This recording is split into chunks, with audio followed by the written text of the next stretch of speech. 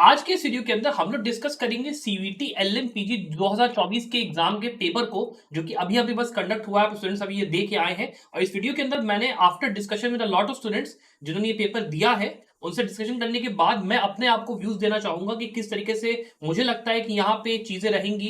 Paper कैसा था, difficulty कैसी थी, किस तरीके के क्वेश्चन आए थे, क्या पेपर पहले से आसान था, कठिन था। साथ ही में मैं आपको वो भी बताऊंगा कि आगे जो आपकी चीजें होने वाली हैं, चाहे आपका प्रोविजनल आंसर की है, फाइनल आंसर की है, आपका जो काउंसलिंग प्रोसेस है वो कैसे वर्क करेगा, सारे अपडेट सारी बातें वो मैं इस वीडियो में करूंगा। तो प्लीज स्टूडेंट्स, ये वीडियो काफी इंपॉर्टेंट है, इसको लास्ट तक आप जरूर देखिएगा।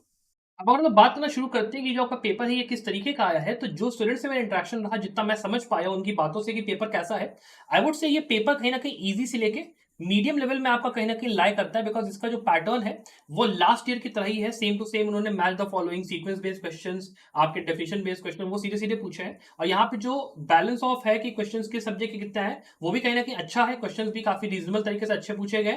तो पेपर मेरे हिसाब से इजी टू मीडियम के रेंज में है। थोड़ा सा अगर डिस्कस करते हैं कि जो क्वेश्चन थे वो कौन कौन से आए थे, क्या क्या आए थे। तो जैसे मैच द फॉलोइंग की अगर आप बात करते हो तो मैच द फॉलोइंग से करीब 12 से लेकर 15 क्वेश्चन यहाँ पे कहीं ना कहीं पूछे गए हैं। जिसमें कि जहां पे कॉन्स्टिट्यूशनल लॉ की हम लोग बात करते हैं तो इसमें ये पूछा गया कि ये जो आपके 3-4 आपके लैंडमार्क केसेस हैं वो आपके कौन कौन से, कौन सा किस टाइम पे आया था, ये इन्होंने पूछा डेट के साथ मिला के। फिर उसके साथ इन्होंने जो रीसेंट केसेस अगर आप बात करते हो, रीसेंट केसेस आया तो इसमें रीसेंट केसेस इस बार इन्होंने कहीं ना कहीं पूछा नहीं है। फिर अगर हम लोग बात करते हैं, जैसे मान लो आपका टैक्स लॉ की बात करते हैं, तो टैक्स लॉ जो इनकम टैक्स है, इसके यहाँ पे 3 क्वेश्चन आए, जिसमें एक में पूछा गया कि भाई सेक्शन 19 बता दो, कहाँ पे कैसे डिफाइंड है, क्या कैसे है, वो सब कुछ बता दो। यहाँ पे इंश्योरेंस आपका जो लॉ है, इंश्योरेंस लॉ से आपका जो है 2 क्वेश्चन आया। सेबी एक्ट जो आपका है, सेबी एक्ट, उसमें से आपके 2-3 क्वेश्चन आए हैं। उसके अलावा अगर आप बात करते हो तो फिर आपका मर्डर हो गया और जो क्राइम है, टॉर्ट वगैरह, उसमें से क्वेश्चन इन्होंने यहाँ पे पूछे हैं। उसके अलावा यहाँ पे अगर आप देखते हो जो कॉन्ट्रैक्ट एक्ट है, कॉन्ट्रैक्ट एक्ट के अंदर अगर आप देखोगे तो वहां पे उन्होंने जैसे एक सीक्वेंस दे दिया कि ये कार्बोलिक वाला केस है, ये आपका दामोदर दास वाला जो केस है ये है, तो इसमें से बता दो पहले केस कौन सा आया, बाद में यहाँ पे कौन सा है, वो इन्होंने कहीं ना कहीं थोड़ा सा पूछ लिया। उसके अगर आप बात करते हो सीक्वेंस वाले जो क्वेश्चन मैं आपसे कह रहा था कि 5 से 6 आपके सीक्वेंस वाले क्वेश्चन इन्होंने यहाँ पे पूछे हैं। मेजरली यहाँ पे थोड़ा सा जो स्ट्रेंथ है वो कॉन्स्टिट्यूशनल लॉ का अच्छा खासा रहा है।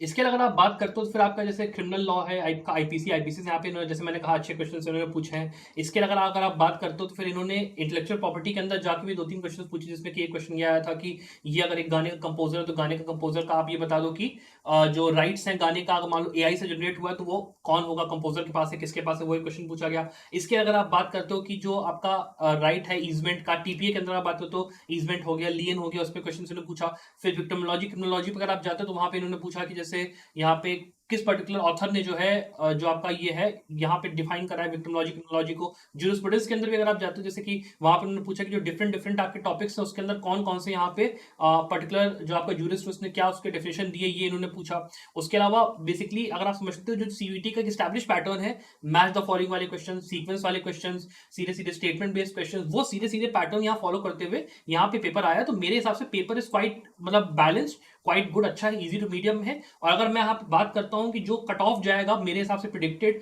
तो उसके लिए वैसे मैं आपसे कहूंगा कि मैं यहाँ पे एक सर्वे कंडक्ट करूंगा संभव लॉ के ऊपर। जैसे ही आपकी प्रोविजनल की आंसर आती है उसके बाद प्रोविजनल की समझ लो कि 15-20 दिन में आपके यहाँ पे आ जाएगी। तो उसके लिए प्लीज जैसे ही प्रोविजनल आंसर की आती है, आप प्लीज मेरा टेलीग्राम चैनल जो है उसको ज्वाइन कर लीजिएगा और साथ में यूट्यूब के ऊपर सब्सक्राइब जरूर कर लीजिएगा चैनल को, ताकि आपको सारे जो सर्वे है वो आप भर पाओ, ताकि मैं आपको करेक्ट यहाँ पे एग्जैक्ट पिक्चर दे पाऊँ कि क्या होने वाला। बाकी जो प्रोसेस है काउंसलिंग का, उन सब चीजों को मैं बाद में आपको एक्सप्लेन करूंगा। बट इसके लिए प्लीज टेलीग्राम चैनल ज्वाइन करिए, सम्मान के चैनल को सब्सक्राइब जरूर करिएगा, ताकि मैं आपका पूरा पूरा प्रोसेस आपको समझा पाऊं। अगर मैं अब यहाँ पे थोड़ा सा कट ऑफ और वो सब की बात करूं, तो मेरे हिसाब से यहाँ पे अगर आप देख के चल रहे हो तो 55 से लेके 60 यहाँ पे मेरे ख्याल से जाएगा। मतलब इसको आप 4 से मल्टीप्लाई करते हो तो यहाँ पे करीब 180 190 के आसपास यहाँ पे हाईएस्ट मार्क्स जाने का चांस है। हो सकता है 200 तक मैक्सिमम चला जाए, उसके ऊपर का मेरे को चांस लगता नहीं है। बट यहाँ पे 190 200 तक हाईएस्ट मार्क्स यहाँ के जाने का चांस है। दिल्ली यूनिवर्सिटी, बनारस हिंदू यूनिवर्सिटी का कट ऑफ यहाँ पे करीब 100, मैं कहूंगा 160 170 150 तक जाएगा, मोटा मोटी इतना मैं कह सकता हूँ पेपर को देखते हुए। बाकी जब एक बार प्रोविजनल आंसर की आ जाए, आपको क्वेश्चन पेपर सामने आ जाए, तो उसको पूरा हम लोग डिस्कस करेंगे डिटेल में। उस वीडियो के लिए प्लीज आप लोग चैनल को सब्सक्राइब भी जरूर करिएगा। और इसके बाद आप रोजाना जो आपके अलग अलग कॉलेजेस हैं उसकी वीडियोस भी बनाने वाला हो, तो इसके आगे चलिए उसको आगे डिस्कस कर लेते हैं कि काउंसलिंग प्रोसेस आपका क्या है। स्टूडेंट्स, वीडियो में आगे बढ़ने से पहले मैं आपसे ये भी कहना चाहूंगा कि अगर मान लो आपको सीवीटी एग्जाम की तैयारी अगले साल करनी है, तो आप हमारा कंप्लीट प्रिपरेशन कोर्स सीवीटी एलएमपीजी के लिए ज्वाइन कर सकते हैं। यहाँ पे 40 मॉक पेपर्स के साथ वीडियो लेक्चर्स, स्टडी मटेरियल आपको पूरा रहेगा। साथ ही में आपको 15 महीने तक ये कोर्स की वैलिडिटी रहेगी। साथ में मैं खुद वहां पे पर्सनली एज अ मेंटोर आपके लिए रहता हूं। और ये आपका कोर्स जो है 4999 का होली ऑफर में आपका ये यहाँ पे अभी लाइव अपना हो चुका है। तो अगर आपको एनरोल करना है, आप चेकआउट कर सकते हो। और अगर मान लो आप 2025 के अंदर एलएलएम एग्जाम देना जा रहे हो, दोबारा से मान लो आपका सीयूटी एग्जाम अच्छा नहीं गया, तो आप कंप्लीट एलएलएम प्रिपरेशन कोर्स पे ज्वाइन करिए। ये वाला कोर्स आपका 7999 में अवेलेबल रहेगा होली के डिस्काउंट के अंदर। अगर कुछ होगा तो इसमें हम लोगों से प्राइस को अगर रिड्यूस करना होगा तो मैक्स टू मैक्स 7599 यहाँ पे हम लोग कर देंगे इसको। और इसके अंदर में आपका पूरा, चाहे क्लैट हो, चाहे एलेट का एग्जाम हो, चाहे सीवीटी पीजी का एग्जाम हो, यहाँ पे आईएलआई का एग्जाम होगा, इलाहाबाद यूनिवर्सिटी का एग्जाम होगा, अलीगढ़ मुस्लिम यूनिवर्सिटी हो गया, जामिया हो गया, जितने आपके एग्जाम आप सोच सकते हो यहाँ पे एलएलएम एंट्रेंस के सारे एग्जाम्स की तैयारी हम लोग यहाँ पे करवाएंगे। सबके मॉक पेपर, सबका स्टडी मटेरियल, सब कुछ यहाँ पे रहेगा। और अगर आपको एनरोल करना है 7599 में आप इसको एनरोल कर सकते हो। यहाँ पे इसकी वैलिडिटी भी अगले साल जून जुलाई अगस्त तक पूरी मस्त रहेगी। अपना 15-16 महीना आप इसमें रहो, तैयारी करो, सारे मॉक पेपर सब कुछ यहाँ पे आपका रहेगा। मैं पर्सनली खुद वहां पे मेंटरशिप के लिए रहूंगा। जब जब एग्जाम होगा, जब जब काउंसलिंग होगी, कुछ भी होगा, आप मुझे याद कर सकते हो, मैं आपके लिए रहूंगा। तो अगर आपको एनरोल करना है, आप डेफिनेटली चेकआउट कर सकते हो। अब चलिए वीडियो को आगे कंटिन्यू करते हैं। अब चलिए इसके आगे हम डिस्कस कर लेते हैं इस चीज को कि आगे आपका जो प्रोविजनल आंसर की है और बाकी जो चीजें हैं वो कैसे यहाँ पे वर्कआउट करने वाली है। देखिए, आपका जो पेपर है ना, ये आपका अभी हमारे 20 तारीख को कंडक्ट हुआ है। और इसके बाद देखिए 28 तारीख तक पेपर यहाँ पे होते रहेंगे सीवीटी पीजी का। और उसके बाद ही 28 के बाद ही ये लोग कहीं ना कहीं रिजल्ट निकालेंगे। तो आप ये मान के चलो कि जो आपका रिजल्ट है वो अप्रैल के सेकंड वीक तक आने का पूरा पूरा चांस है। और मैक्स टू मैक्स अगर चला जाएगा तो थर्ड वीक तक चला जाएगा। मतलब यहाँ पे समझ लो कि करीब 11 से लेके 20 अप्रैल के बीच में ये रिजल्ट आपका प्रोविजनल आंसर की जो है वो आपकी आएगी। और जब आपकी प्रोविजनल आंसर की आएगी तभी आपको ये पता चलेगा कि जो क्वेश्चन पेपर आपका है उसके अगेंस्ट में जो आपके आंसर्स है वो कौन कौन से हैं, क्या है। क्वेश्चन पेपर का भी जो पूरा आपका सैंपल होता है वो उसमें आपको मिलेगा चैलेंज करने के लिए। तब आपके पास क्वेश्चन पेपर आएगा, तब आप कैलकुलेट कर पाओगे अपने मार्क्स को कि वो कितने आए हैं। और उसी के लिए जैसे मैंने वीडियो की स्टार्टिंग में बोला, प्लीज जो फीडबैक फॉर्म होगा जो उस टाइम में लॉन्च करूंगा आफ्टर द प्रोविजनल की इज आउट, प्लीज उसको भरिएगा। उसको भरना बहुत ज्यादा इंपॉर्टेंट है, तभी मैं आपकी हेल्प कर पाऊंगा काउंसलिंग के प्रोसेस में, सारी चीजों में। और उसी के लिए आप हमारा टेलीग्राम चैनल जो है बिल्कुल से जरूर से बिल्कुल याद से ज्वाइन करिएगा।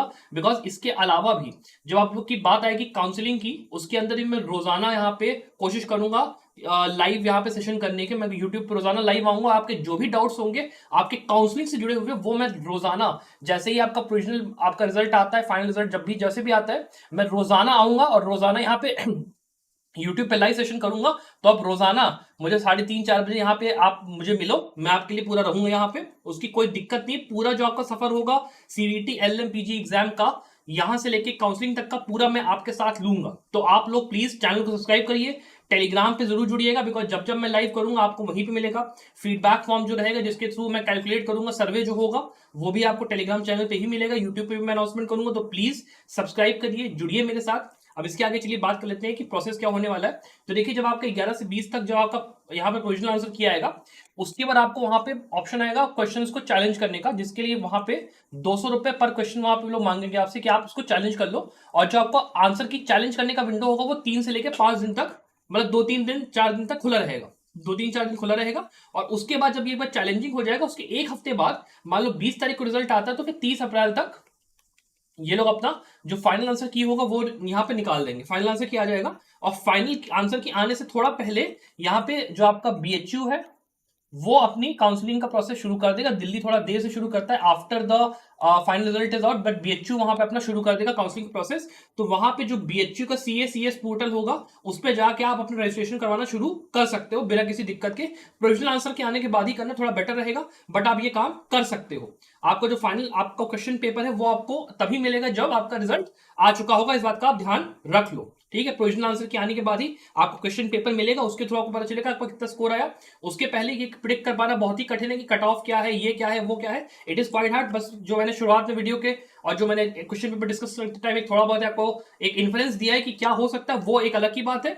बट फाइनल जो पिक्चर होगी वो तभी पता चलेगी। और आपको सर्वे वहां पे जरूर भरना है, इस बात का ध्यान रखिएगा। बीएचयू का ड्यू का जैसे मैंने कहा सीएस पोर्टल आका वहां पे उस टाइम पे खुलेगा, ठीक है। आपको उस पे जाकर रजिस्ट्रेशन अपना करना होगा, उसके हिसाब से आपका काउंसलिंग का फिर प्रोसेस शुरू होगा, जहां पे आपको हर कॉलेज में अलग अलग जाकर रजिस्ट्रेशन करना है। बीएचयू का अलग, दिल्ली यूनिवर्सिटी का अलग, मतलब बीबीयू में जाना उसका अलग, आपका जो टिस होगा उसका आपका अलग होगा, सबका अलग अलग होगा, ये आप ध्यान रखिएगा।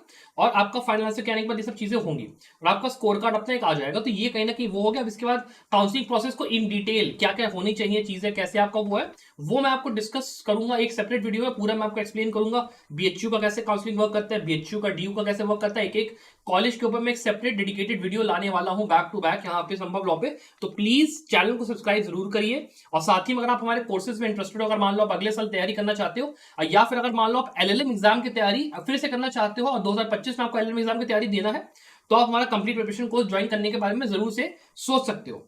Apart from that, I wish you the very very best of luck for you for success. I hope आपको वीडियो पसंद आया होगा। Thank you very much, bye.